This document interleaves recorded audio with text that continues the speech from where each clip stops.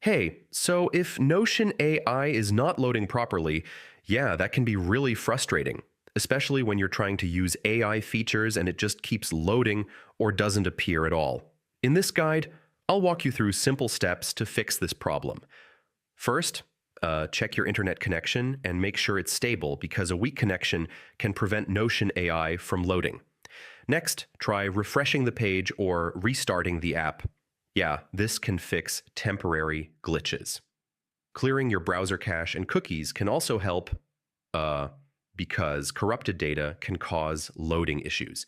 You should disable browser extensions. Yeah, especially ad blockers or script blockers, as they can interfere with how Notion AI works. Another useful step is to try a different browser or use the desktop app to see if the issue is browser specific. Make sure your Notion app is updated. Uh, since outdated versions can cause performance problems. Logging out and logging back in, yeah, can refresh your session and fix minor bugs. And if nothing works, the issue might be on Notion's servers. So waiting a bit and trying again later can help.